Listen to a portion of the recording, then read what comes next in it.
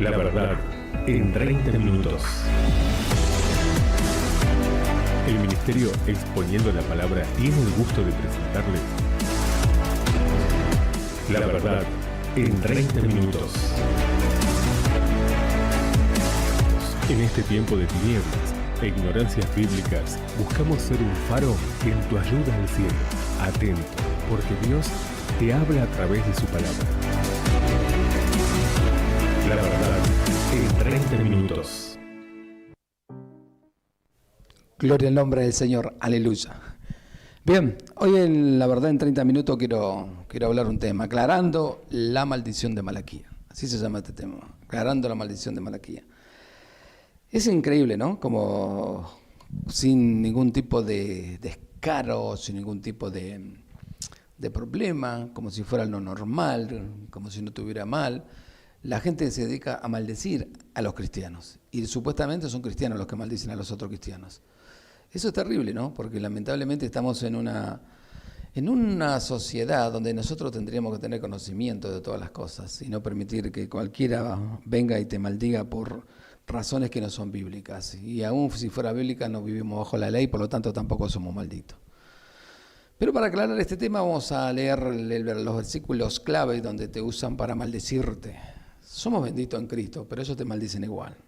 Y como tu ignorancia es más grande que lo que dice la Biblia, entonces la gente cree toda esa mentira. Y dice así, Malaquías 3, 8 al 12 dice, pregunta, ¿robará el hombre a Dios? Y luego aclara, pero vosotros me habéis robado y dijisteis, ¿en qué te hemos robado? Y luego dice, vuestro diezmo se ofrenda. Los diezmos del Antiguo Testamento, recuerde que eran animales, de aquel que cultivaba la tierra, o sea que eran hortalizas y esas cosas, más los animales, nunca fue dinero. Y si el hombre no podía llevar, por ejemplo, los animales y todo lo que tenía para llevar al templo de Jerusalén una vez al año, lo vendía, pero cuando llegaba allá lo volvía a comprar. ¿Y sabe qué hacía? Se sentaban, lo comían y lo disfrutaban todos. Maldito soy con toda maldición vosotros, dice, porque vosotros la nación toda me habéis robado. La nación, no dice el mundo entero me robaron, ni tampoco dicen los cristianos. Luego dice, trae todos los diezmos al alfolí, que era un granero gigante, y haya alimento en mi casa, porque siempre se trató de alimento, no de dinero. Y luego dice, probadme en esto ahora, dice Jehová, si los ejércitos, si no os abriré la ventana de los cielos, y derramaré sobre vosotros bendiciones hasta que sobreabunde. ¿Sabe? Dios siempre tuvo el control de los cielos, y lo va a seguir teniendo hasta el día de hoy. Y lo podemos ver en nuestras provincias, que hay provincias que hace mucho tiempo que no llueve, y ya los animales se están muriendo, el pasto no está creciendo. Dios siempre tuvo el control. Y si los judíos no arreglaban cuenta con Dios, la ventana de los cielos era la lluvia que necesitaban. Para que esos campos fructifiquen y esas cosechas salgan, y para que esos animales no se le mueran. Mire qué fácil queda todo. Ustedes no me rinden honores, ustedes no cumplen conmigo, yo cierro la ventana de los cielos y ya está, perdieron ustedes. Ahora, ¿cuál es el contexto del pasaje? El pasaje de Malaquías 3 al 8 al 10 contiene importantes enseñanzas para todos los creyentes, pero es necesario revisar el contexto de este pequeño libro del Antiguo Testamento. ¿Con qué? Con el fin de entender el verdadero sentido del mismo. Recordemos que uno de los sanos principios para interpretar de manera correcta un texto consiste en ubicarlo dentro del contexto en el cual se encuentra. Y luego de estar seguro de su interpretación, podemos llegar a algunas aplicaciones para nosotros los creyentes y explicarlos. El último libro del Antiguo Testamento contiene las declaraciones proféticas de Malaquías, quien es enviado por Dios para reprender a su desobediente pueblo y traerlo al arrepentimiento. Qué raro Dios, ¿no? Pidiéndole a su propio pueblo que se arrepienta. Como hoy, arrepiéntanse. No era el mundo, esos eran los cristianos que están perdidos dentro de las iglesias. ¿Quién es ese enviado por Dios para reprender a su desobediente pueblo y traerlos al arrepentimiento? Pues de lo contrario sufrirán la terrible ira del Dios Todopoderoso. La religión israelita se encontraba en los niveles más bajos de la historia del pueblo escogido. Escuche bien cuál era la condición de Israel en la época de Malaquías. La religión israelita se encontraba en los niveles más bajos de la historia del pueblo escogido. Su degradación llegó a tal punto que se atrevieron a preguntarle a Dios, ¿en qué nos amaste? Después de todo lo que hizo Dios por eso. Sacarlo de la esclavitud, cuidarlo, protegerlo, defenderlos, levantarles libertadores, estar con ellos, darles tierras. dudaban del amor de Dios e ignoraban los poderosos hechos obrados por el Señor para bendecir a su pueblo escogido. En Demetrio, de los descendientes de Saúl, a los cuales había aborrecido. Primero 1 al 3. El Señor confronta a su pueblo con la relación familiar o civiles y le pregunta, escuche bien, el hijo honra al padre y el siervo a su señor. Y le pregunta, si pues soy su padre, ¿dónde está mi honra? No honraban a Dios. Todos los judíos, todos los israelitas se apartaron de Dios, incluyendo los mismos levitas. ¿Dónde estaba la honra de él? Y le dice, y si soy Señor, Dios le dice, ¿dónde está mi temor? Malaquías 1:6. ¿Dónde? Ni siquiera tenían, no lo honraban ni tenían temor de Dios. Esa era la condición de ese pueblo tan rebelde, tan malvado. Todo el libro de Malaquías contiene esta clase de declaraciones en las cuales el Señor muestra su indignación por los altos niveles de desobediencia de su pueblo. No lo amaban, no tenían temor de Él, menospreciaban su nombre. ¿Quiénes? Los sacerdotes, quienes eran los guías espirituales de la nación, se habían convertido en oscuridad e irrespetaban el nombre del Señor, ofreciendo pan inmundo. La importancia de ser responsable cuando Dios nos da un ministerio, nos da el Señor, no los hombres, de ser fieles, porque indistintamente, querramos o no querramos, tenemos que entender algo. Hay gente que está apoyada en nosotros, hay gente que está confiando en nosotros, cuando en realidad le enseñamos que no confíe en nosotros, porque no hacemos nada por ello, nosotros solamente somos expositores de la palabra. Nosotros nos salvamos, nosotros nos sanamos, nosotros nos libertamos, exponemos la palabra y el Espíritu Santo que está detrás de la palabra es la que hace las cosas.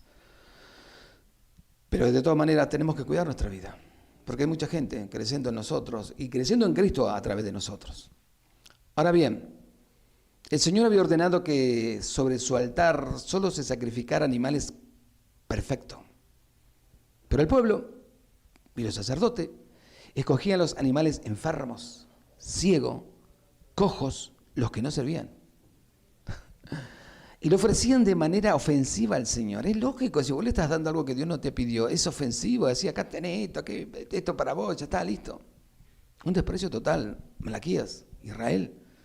La situación espiritual llegó a decaer tanto que nadie quería servir al Señor. Y escuche bien todos aquellos que roban con la mentira que te tienen que pagar porque vos sos un siervo de Dios. La situación espiritual de Israel llegó a caer tanto que nadie quería servir al Señor si no le pagaban o daban un salario. Malaquías 1:10. Mira vos, macho, ahora te tenemos que pagar para servir a Dios. Cuando es Dios el que te da todas las cosas. El Señor les dice que sus ofrendas se habían convertido en una ofensa para con su gran nombre, el cual había sido profanado. También estaba cansado y fastidiado de servir y ofrendar al Señor. No, ya está, no quiero servirte más. Dejá, no voy a ofrendar más. Desde el capítulo 2, el Señor empieza a declarar maldiciones sobre los sacerdotes y su pueblo, Israel, como consecuencia de su flagrante desobediencia. El Señor dice que dañará su sementera, su cosecha, su campo, sus tiendas. También le declara que vendrá un mensajero, que será Juan el Bautista, quien preparará el camino del Señor, quien vendrá para afinar y limpiar la plata, quien traerá juicio sobre los desobedientes. En este orden de ideas, los versículos 6 al 12 continúan declarando las maldiciones que vendrán sobre su desobediente pueblo. Pues la fe, la vida espiritual era tan oscura, tan baja, que además de ofender el nombre de Dios con su vida atestada de pecado, habían dejado de llevar lo que habían prometido, que era del ganado y de lo que ellos cultivaban. Conforme al mandato expreso de la ley mosaica en Levítico capítulo 27:30. El estado espiritual de esta nación estaba tan degradado que se habían preguntado, ¿qué aprovecha que guardemos la ley y que andemos afligidos en presencia de Jehová de los ejércitos? O sea, ¿para qué estamos sirviendo a Dios? ¿Para qué servimos? ¿De qué nos aprovecha ser obediente a su palabra? Es lo que dicen hoy en día y hacen la barrabasada que se le da la gana. Como ya le mostramos en varias ocasiones, la sarta de mentira que están enseñándole a la gente, y todo por el vil metal que es el dinero, la razón de todos los males, el gran amor que le tienen todo al dinero y menos a Jesucristo. Ahora bien, en el capítulo 4 termina con una declaración del terrible día del Señor, el cual será como un ardiente horno, y todos los soberbios y todos los que hacen maldad serán estopa. Espectacular, Dios, dale para que tengan. En el 4.1, no obstante, en medio de tanto pecado, hay un remanente fiel, el cual será como un especial tesoro para el Señor. Así que la maldición que Dios pronuncia a través del profeta sagrado, su pueblo, no es resultado exclusivo de su incumplimiento con los diezmos, sino de su vida disipada, de su desobediencia en todos los sentidos y la falta de amor para con el Señor. Le repito eso para que entienda, para que se saque de la cabeza todo lo que le programaron para robarle su dinero. Alabado sea Dios por eso. Así que la maldición que Dios pronuncia a través del profeta sagrado sobre su pueblo no es resultado exclusivo de su incumplimiento con los diezmos, que eran, acuerdan, animales y lo que sembraban, sino de sus vidas disipadas, de su desobediencia en todos los sentidos y la falta de amor para con el Señor. De eso se trataba. Si un pastor o hermano ha de predicar sobre este pasaje, debe tener en cuenta que lo importante aquí es Dios. Escuche bien, y es que Dios quiere un pueblo que le obedezca en todos los sentidos, que le ame con todo el corazón. Nos dimos en aquel entonces solo una pequeña parte de la causa de esta maldición. Solo para Israel, ningún otro pueblo entiende eso. No había otro pueblo que tenía que diezmar, solo la nación de Israel. Ahora, ¿cuáles eran los destinatarios de la maldición de Malaquía? El libro de Malaquía pertenece al Antiguo Testamento. Malaquía fue el último profeta antes de Juan el Bautista de ser usado por Dios para llevar su mensaje a su pueblo escogido. El mensaje de Dios llevado por Malaquía tenía un destinatario claro y directo, el pueblo de Israel. ¿Dónde lo dice? Bien, lo dice Malaquía 1.1. Veamos. Dice, profecía de la palabra de Jehová contra Israel, por medio de Malaquía. ¡Wow! Y siendo el pueblo de Israel el destinatario del mensaje, pues es para el pueblo de Israel todo su contenido, incluyendo Malaquía 3, 8 al 12 y todas las demás maldiciones. Mal hace un pastor hoy en día en trasladar esta maldición a quienes en su congregación no den dinero. El peso de esta carga impuesto a gentiles bajo un nuevo pacto y dentro de la iglesia de Jesucristo caerá sobre sus propios hombros y tendrán que responder por colocar al pueblo de Dios un yugo que Cristo retiró en la cruz del Calvario. Así como todas las cargas que constituyen las 613 leyes de Moisés. ¿Usted sabía que existen 613 leyes? Y Israel jamás llegó a cumplir ni siquiera 5. Sin embargo, decían que era el pueblo escogido por Dios. Nosotros, como el pueblo del nuevo pacto, no tenemos la ley del diezmo y por lo tanto no hay maldición sobre nosotros. Aparte, la palabra de Dios dice que Jesucristo, el gran Cristo de la gloria, en la cruz de Calvario sepultó toda maldición, porque la ley decía que era maldito todo aquel que era crucificado en un madero. Y Él llevó todas nuestras maldiciones. Por lo tanto, no existen ni maldiciones generacionales, ni maldiciones por no poner dinero, ni maldiciones que te digan cualquier ejemplar que solamente quiere sacar rédito de tu vida. Somos benditos en Cristo. Imagínense si la cruz horripilante, la cual le costó a Jesucristo su sangre y su vida, no sepultó toda esa maldición, entonces estamos perdidos. Y la palabra clave es la que Jesucristo dijo: Padre, consumado es. El plan de redención, Padre, ya está hecho. Hemos comprado, Señor, la salvación para que todo aquel que en mí crea sea salvo y no se pierda. Que eso es lo importante. Pero hoy en día estamos viviendo en el siglo XXI, donde todo se ha vuelto dinero y todo se trata de engañar, se trata de mentir y de prometer cosas horripilantes que nunca se van a cumplir porque no son de Dios. Estaba viendo un video el otro día, casualmente en YouTube, de la Iglesia Universal, que es una de las maneras de robarle al mundo que tienen, de venderte, hacerte pasar por la sal, venderte aceite, venderte flor, venderte, todo te venden. Para eso todo es plata. Jesucristo no existe, no tiene poder. Pero el mismo delincuente que le robó a todos se compró un coche 0 kilómetros y lo ingresó al local que ellos hacen sus reuniones sobre una alfombra roja, y este delincuente le decían a todos los supuestos miembros, ignorantes y cuarta, que a medida que él iba pasando con su vehículo, ellos impongan la mano y le reclaman a Dios la misma bendición, que querían el mismo coche, el mismo modelo. Jesucristo no existe en esa vida. Vida espiritual no tienen. Y sabe, la apostasía es tan grande en esta época que son capaces de creer que los elefantes vuelan antes de creer que Jesucristo tiene poder contra todo mal. Y lo hemos visto en la pandemia, como el 80% negó a Jesús y creyó en las mentiras. Y lo seguiremos viendo, porque el anticristo está formando su reino y los está engañando como niños. ¿Sabe las veces que voy a predicar y le pregunto a Dios siempre lo mismo? Señor, ¿a quién tengo que predicar? ¿A quién me estoy dirigiendo? Si la gran mayoría están todos perdidos entre las congregaciones.